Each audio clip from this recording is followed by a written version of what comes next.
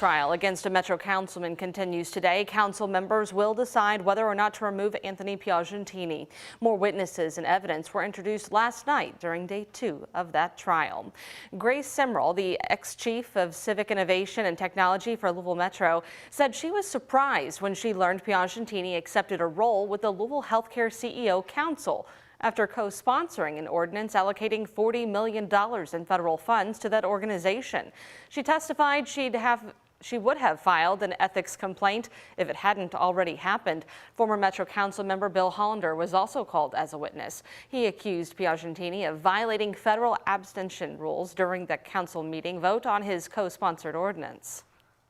And the rules, which were in the final rule, which I had read, said that undisclosed personal or organizational conflicts of interest, whether in fact or appearance, were not allowed in allocating federal recovery money.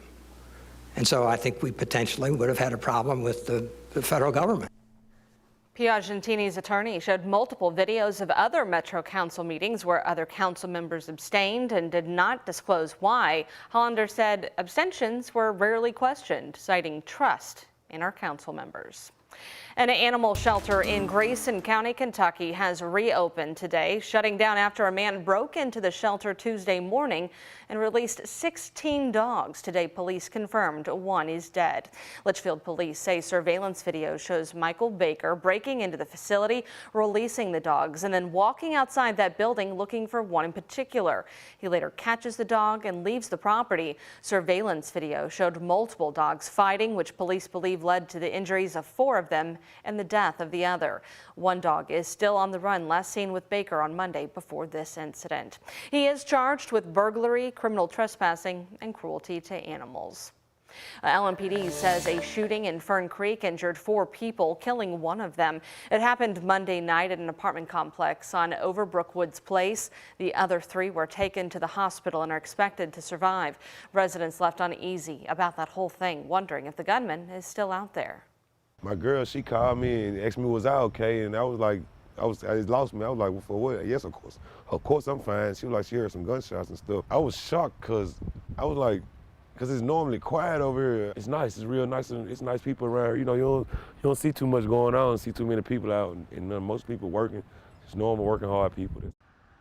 Detectives are asking anyone with information to contact that anonymous tip line at 574-LMPD or use the department's online portal. A jury heard testimony in a long-awaited retrial for a Bardstown man charged in the 2020 murder of Blake Martin. John Wimsett is accused of shooting Martin in front of his ex-girlfriend.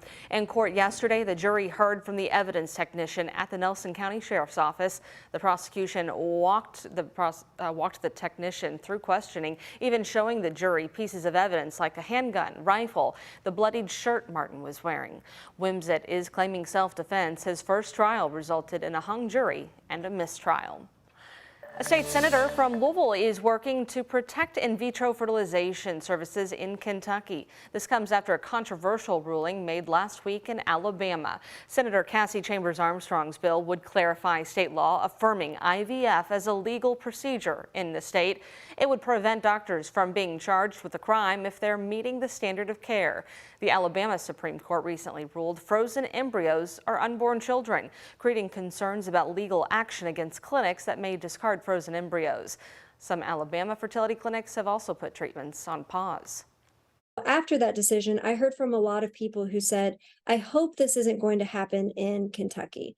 And so I began working on legislation, trying to keep it as narrow as possible, just to make sure that we are providing that protection to our IVF providers to make sure they can continue to provide this service for families in our community.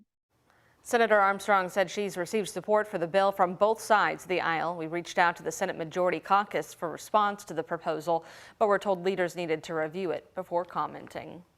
Legislation is also being worked on at the federal level. Senate Democrats filed a bill to establish a statutory right to access assistive reproductive technologies. That would include IVF. Lawmakers in Alabama are also working to protect IVF services. The state's governor says she expects to have a bill soon to remove the uncertainty for IVF clinics.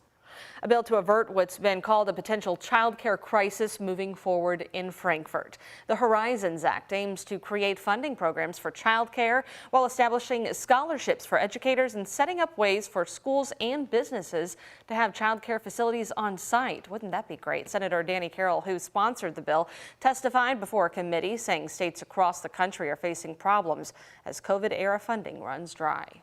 We as a state can decide to fall into the pit that the other states are falling in, or we can stand up and set the example for the rest of this country to follow.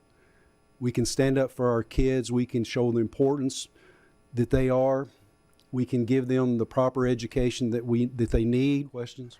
The act would fund $300 million for child care over the next 2 years. This bill passed the committee and now heads to the full Senate for a vote.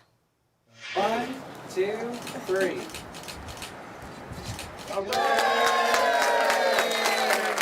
A new early childhood education center just opened in Smoketown. The Ohio Valley Educational Cooperative cut that ribbon on its new location connected to Bates Memorial Church. The $2 million project included renovating a former library branch, which first opened in 1914.